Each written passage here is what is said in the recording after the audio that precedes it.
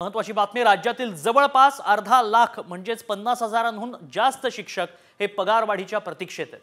आर्थिक वर्ष संपायला 2 महिने शिल्लक आहेत, मात्र तरीही वाढीव टप्पा अनुदान रखडलेलंच आहे। चालू आर्थिक वर्षाचं 1100 कोटींचं अनुदान न मिळाल्यानं 50,000पेक्षा जास्त शिक्षक पगारवाढीच्या प्रतीक्षेत आहेत। सेवक संच नसल्यानं आणि सरकारच्या तिजोरीत खडखडाट असल्यानं शिक्षण खात्यानं निधीसाठी प्रस्ताव पाठवण्यात आला नसल्याची धक्कादायक बाब समोर आली आहे।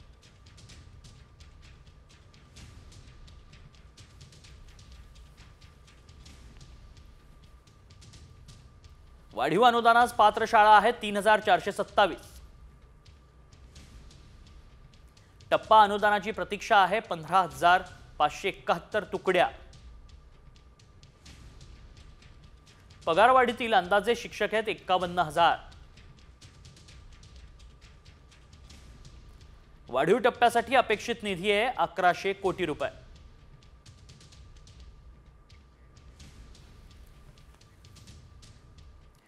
राज्यात एकीकडे विकास कामांची कोट्यावधींची बिलं थकीत आहेत, त्यामुळे 4 लाख कंत्राटदारांनी आता काम बंद आंदोलनाचा इशाराच दिलाय। विविध विभागातील 4 जुलै 2024 पासून तब्बल 89,000 कोटी रुपये बिलापोटी थकलेत। कंत्राटदार संघटनांनी 5 फेब्रुवारी पासून काम बंदचा इशारा दिलाय। लाडकी बहीण योजनेनं हा फटका बसत असल्याचं बोललं जात आहे। कोणत्या विभागात किती थकबाकी आहे ते जाणून घेऊयात ग्राफिक्सच्या माध्यमातून। सार्वजनिक बांधकाम विभाग 46,000 कोटी रुपये थकबाकी आहे। जलजीवन विभाग 18,000 कोटी। जलसंधारण विभाग 19,700 कोटी। नगर विकास विभाग 1,700 कोटी। ग्रामविकास विभाग 8,600 कोटी। दरम्यान याच संदर्भात मंत्री संजय शिरसाट यांनी काय स्पष्टीकरण दिलंय तेही पाहूया।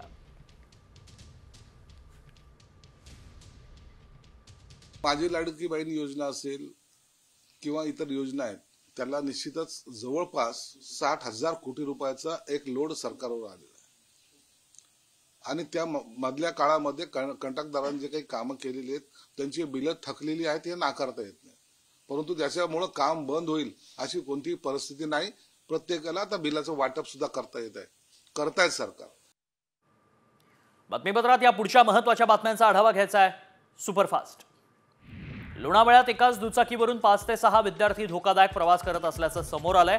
पोलीस, शिक्षक आणि पालकांच्या डोळ्यात अंजन घालणारा हा व्हिडिओ आहे। मुलं शाळा कॉलेजमध्ये जातात म्हणून पालक चिंतामुक्त असतात, मात्र मुलांचा हा प्रताप पाहून पालकांच्या चिंतेत भर पडली आहे।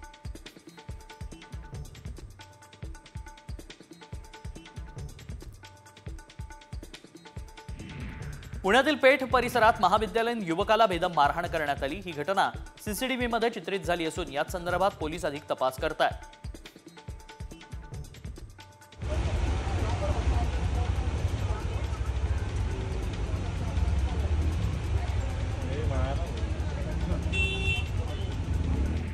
संभाजीनगरात 4 जणांनी मिळून एका मित्राला बेदम मारहाण केली, त्यानंतर त्याचा खून करण्यात आलाय। कल्पेश विजय रुपेकर असं खून झालेल्या तरुणाचं नाव आहे। या प्रकरणातील 4 आरोपींवर कारवाई करण्यात आली।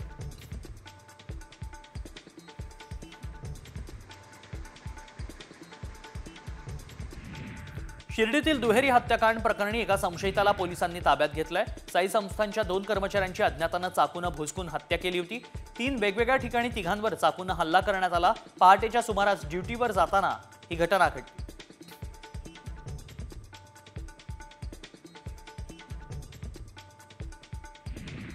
साईबाबांची शिर्डी दुहेरी हत्याकांडानं हादरली आहे। या हत्याकांडामागे जे कुणी असतील त्यांना फाशीची शिक्षा देण्याची मागणी मृत सुभाष घोडेंच्या भावानं केली आहे। यावेळी सुभाष घोडेंच्या भावंडांना अश्रू अनावर झाले। अगदी त्यांनी न्यायदानासाठी पोलिसांसमोरही हात पसरले।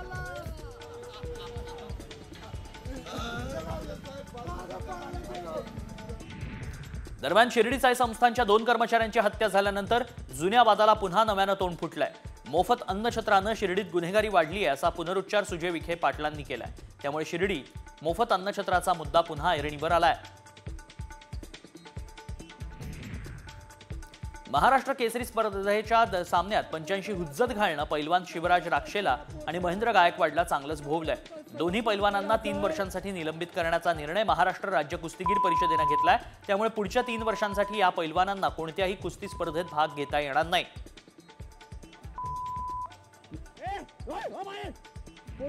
पंचांनी दिलेल्या निर्णयावर कुस्तीपटू शिवराज राक्षेनं नाराजी व्यक्त केली।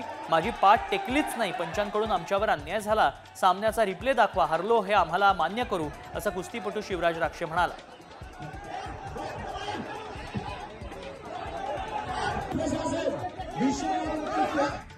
महाराष्ट्र केसरी वादावर डबल महाराष्ट्र केसरी पैलवान चंद्रहार पाटलांनीही संताप व्यक्त केलाय, प्रतिक्रिया दिली आहे। शिवराजवर जो अन्याय झालाय त्या पंचांना गोळ्या घातल्या पाहिजेत असं पाटील यांनी म्हटलंय। कुस्ती झाली की नाही हे संपूर्ण महाराष्ट्रानं पाहिलंय, या प्रकरणात शिवराजची कुठलीही चूक नाही असं चंद्रहार पाटील म्हणाले।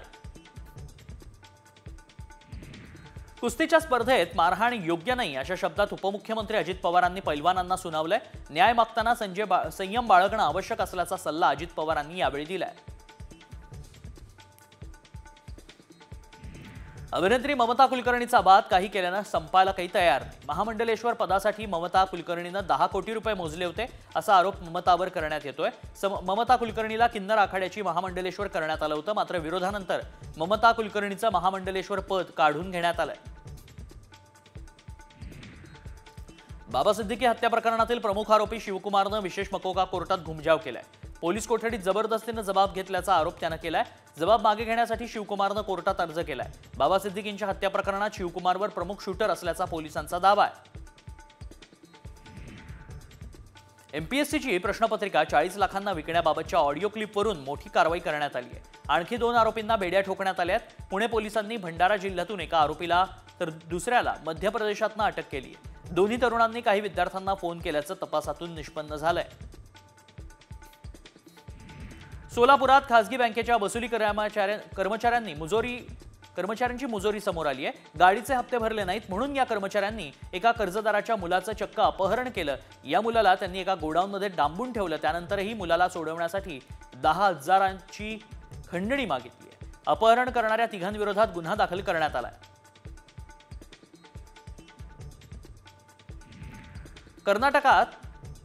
कर्नाटक सरकारनं सन्मानानं मरण्याचा अधिकार लागू केला। सुप्रीम कोर्टाच्या निर्णयाची कर्नाटक सरकार अंमलबजावणी करणार आहे। ज्यांना बरं होण्याची आशा नाही किंवा ज्यांच्यावर जीवनरक्षक उपचार सुरू ठेवायचे आहेत त्या रुग्णांना हा अधिकार देण्यात आलाय। हा कायदा लागू करणारं कर्नाटक हे देशातलं पहिलं राज्य ठरलंय।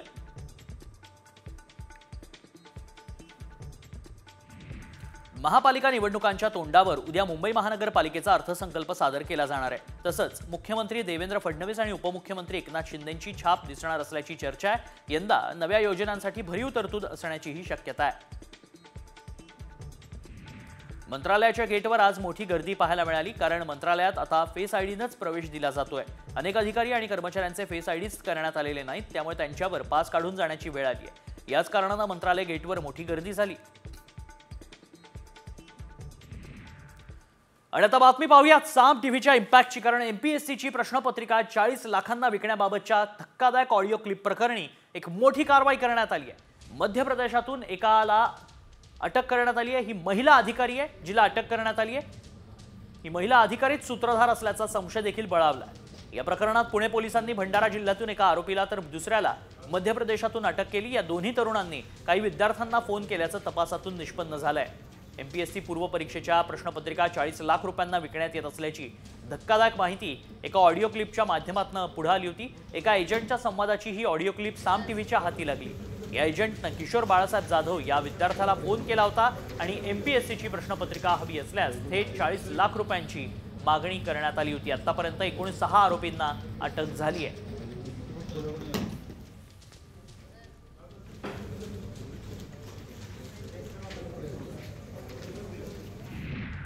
नवी मुंबईत उद्या पाणीपुरवठा बंद राहणार आहे। मुख्य जलवाहिनीच्या दुरुस्तीच्या कामासाठी उद्या सकाळी 10 ते रात्री 8 वाजेपर्यंत 10 तास पाणीपुरवठा बंद राहील, तर बुधवारी कमी दाबानं पाणीपुरवठा केला जाणार आहे। नागरिकांनी पाण्याचा योग्य वापर करावा असं आवाहन करण्यात आलंय। इस्रोनं 29 जानेवारीला नेव्हिगेशन सॅटेलाइट मिशन लॉन्च केलं होतं, मात्र या मोहिमेत तांत्रिक अडथळा निर्माण झाल्याची माहिती आता समोर येते। सॅटेलाइटमध्ये तांत्रिक बिघाड निर्माण झाल्यानं त्याची पुढच्या कक्षेत जाण्याची प्रक्रिया थांबली आहे। श्रीहरिकोटा इथल्या अंतराळ केंद्रातून इस्रोचं हे 100वे प्रक्षेपण होतं। केंद्रीय अर्थसंकल्प 2025 सादर केल्याच्या 2 दिवसांनंतर डॉलरच्या तुलनेत भारतीय रुपयात ऐतिहासिक घसरण झाली आहे. रुपया प्रथमच 87 रुपयांच्या वर गेलाय. डॉलरच्या तुलनेत रुपया 42 पैशांच्या घसरणीसह 87 रुपये 6 पैशांवर उघडलाय. तर व्यवहार सुरू झाल्यानंतर 10 मिनिटातच तो 55 पैशांवर आला.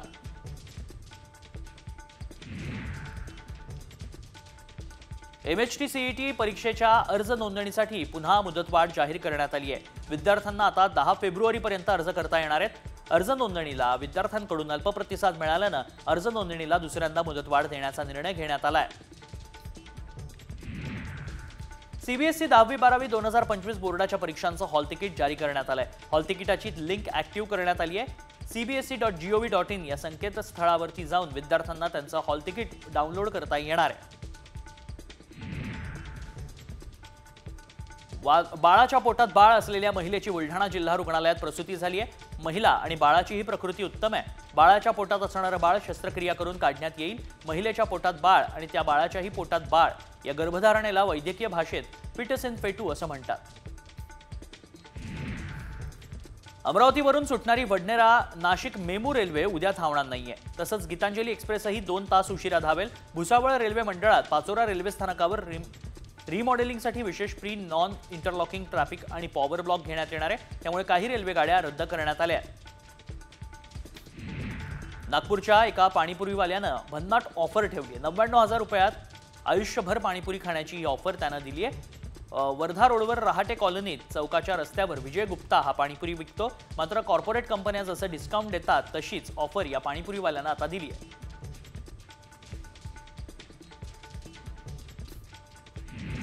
भारत आणि इंग्लंड दरम्यान झालेल्या 5व्या T20 सामन्यात टीम इंडियाने इंग्लंडचा 150 धावांनी दणदणीत विजय मिळवला. टीम इंडियाचा हा विजय बिग बी अमिताभ आणि अभिषेक बच्चन यांनी मुंबईतल्या माटुंगा इथल्या मद्रास कॅफेमध्ये साजरा केला. या सामन्याची मालिका टीम इंडियाने 4-1 अशी जिंकली.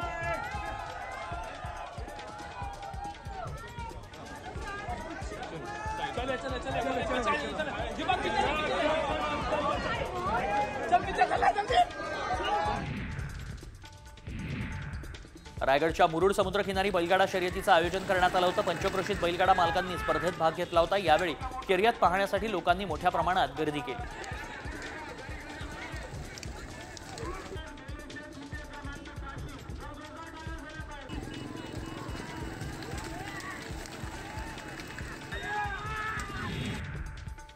अकोल्यामध्ये वऱ्हाडी जत्रा सरस प्रदर्शनाला अकोलेकरांचा उत्स्फूर्त प्रतिसाद मिळालाय.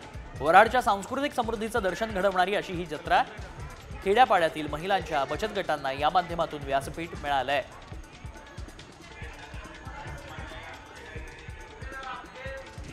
जगद्गुरू संतश्रेष्ठ तुकाराम महाराजांच्या पदस्पर्शानं पावन झालेल्या श्री क्षेत्र भंडारा डोंगरावर 2 फेब्रुवारी ते 9 फेब्रुवारी अखंड हरिनाम सप्ताहाचं आयोजन करण्यात आलंय. त्यात विविध धार्मिक कार्यक्रम होतील. माघ शुद्ध दशमीच्या निमित्तानं दरवर्षी अखंड हरिनाम सप्ताह इथं होतो.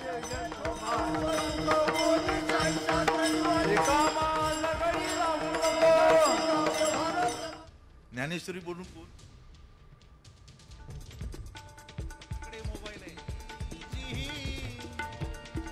हृदया मंदिरी.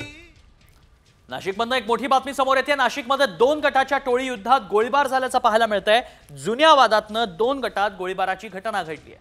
नाशिकमधल्या परिसरात ही गोळीबाराची घटना घडल्याचं पाहायला मिळतंय. पंचवटी पोलीस स्थानकात 2 गटाविरुद्ध गुन्हा दाखल करण्यात आलाय. नाशिकमध्ये गोळीबार झाल्याचं पाहायला मिळतंय. आत्ताच्या क्षणाची मोठी बातमी आपण पाहतोय. 2 गटात टोळी युद्धावरनं हा गोळीबार झाल्याचं पाहायला मिळालं. जुन्या वादातनं गोळीबार झालाय. हवेत गोळीबाराच्या घटनेनं परिसरात मात्र दहशत निर्माण झाली होती.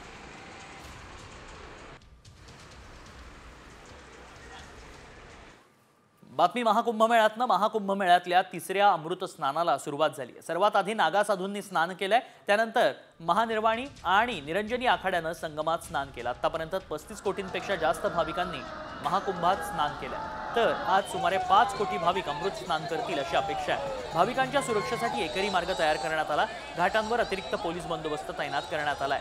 स्नान करणाऱ्या भाविकांवर हेलिकॉप्टरमधून फुलांच्या पाकळ्यांचा वर्षाव करण्यात येतोय.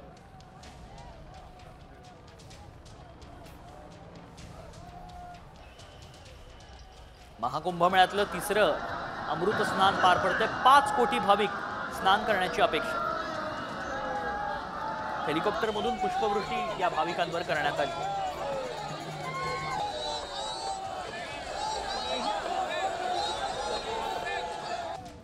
आणि इकडे अभिनेत्री ममता कुलकर्णीचा वाद काही केल्यानं शमायला तयार नाही, संपायला तयार नाही. महामंडलेश्वर पदासाठी ममता कुलकर्णीनं तब्बल 10 कोटी रुपये मोजले होते असा आरोप ममतावर करण्यात येतोय. ममता कुलकर्णीला किन्नर आखाड्याची महामंडलेश्वर करण्यात आलं होतं, मात्र विरोधानंतर ममता कुलकर्णीचं महामंडलेश्वर पद काढून घेण्यात आलं. दरम्यान तिने 10 कोटी रुपये देऊन महामंडलेश्वर पद मिळवल्याचंही आता बोललं जात आहे. मेरे पास 10 क्या, मेरे पास 1 करोड़ भी नहीं है. मेरे बैंक अकाउंट सील किए गए हैं गवर्नमेंट ने. आपको मालूम नहीं मैं किस तरह से रह रही हूँ, मेरे जीवन में रह रही हूँ. ये आश्रू ऐसे ही नहीं आ रहे. मैंने काफ़ी त्याग किया है, काफ़ी चीज़ का. कुंभमेळा संदर्भातलीच बातमी. प्रयागराजमध्ये स्वामी शांतिगिरी महाराजांना जगद्गुरू पदवी प्रदान करण्यात आली आहे. महामंडलेश्वर आचार्य अवधेशानंद गिरीजी महाराजांच्या हस्ते त्यांचा पट्टाभिषेक सोहळा पार पडला. विशेष म्हणजे श्री शंभू पंचदशनाम जुना आखाड्याकडून ही पदवी मिळणारे शांतिगिरी हे महाराष्ट्रातील पहिले संत आहेत.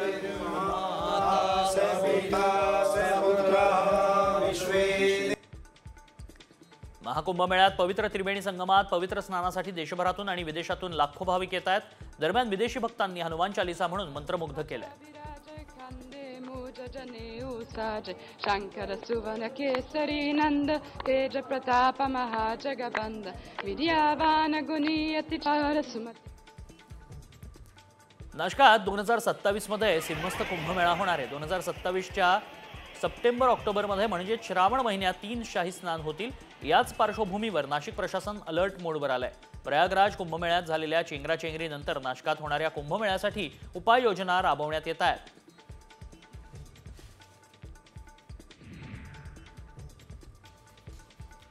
वाशिममध्ये वाईतील शेतकऱ्याच्या गव्हाच्या पिकाचं रानडुकरांनी मोठ्या प्रमाणात नुकसान केलं. रात्रीच्या वेळी रानडुकरांनी शेतात शिरून काढणीला आलेल्या पिकाची मोठी नासधूस केली. त्यामुळे या शेतकऱ्याला मोठा आर्थिक फटका बसलाय.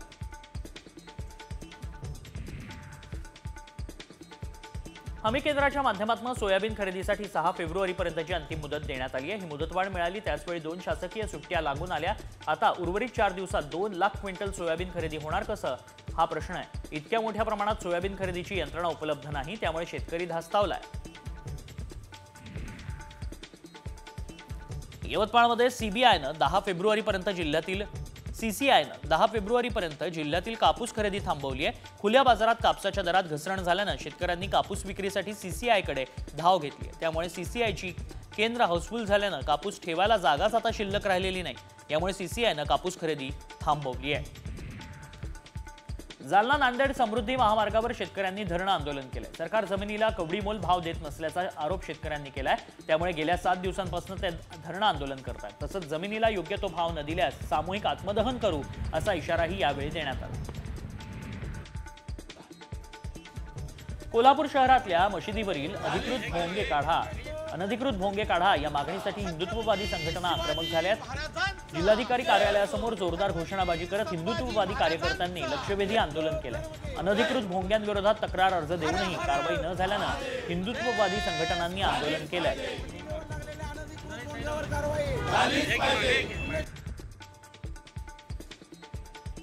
नांदेडमध्ये किनवट तालुक्यात पैनगंगा नदीपात्रात 5 टीएमसी पाणी सोडावं या मागणीसाठी 15 गावातील गावकऱ्यांनी आमरण उपोषण सुरू केलंय.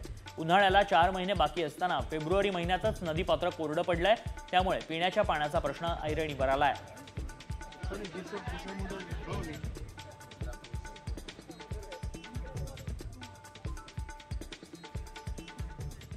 ती पद्धत फॉलो केली की न केली म्हणून आम्ही असणारा चीफ इलेक्शन कमिशनला पत्र लिहिलं होतं की याची माहिती द्यावी. त्यांनी उत्तर जे दिलेलं आहे की ती माहिती आमच्याकडे उपलब्ध नाही. त्याच्यामुळे आता कोर्टाने त्यांच्याकडे ती माहिती उपलब्ध आहे का हे विचारायला सांगितलेलं आहे. आणि नसेल तर मग त्या मतदारांचं जे आहे 6 नंतरचं झालं की न झालं हा त्याच्यातला असणारा इश्यू आहे. आम्ही कोर्टाला असं म्हणतोय की हे मतदान मग झालेलं नाही, त्यावरती कोर्टाने योग्य तो निर्णय घ्यावा. हो, इलेक्शन कमिशनचेच फिगर्स आहेत ते. लोकसभा निवडणुकीच्या कालामध्ये माझं एवढंच फक्त राहणार आहे की आम्ही आज सारा बॉल रोल केलेला आहे.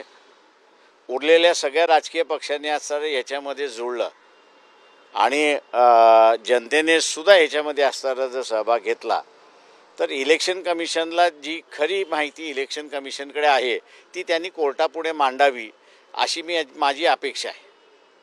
एकीकडे इलेक्शन कमिशन वारंवार दावा करत आहे की निवडणुका पारदर्शक पार पडल्या, कोणत्याही प्रकारची फेरफार करण्यात आली नाही. काय वाटतं की ते म्हणूनच आम्ही म्हणतोय की पारदर्शक निवडणुका पार पाडलेल्या आहेत असे इलेक्शन कमिशन दावा करतोय.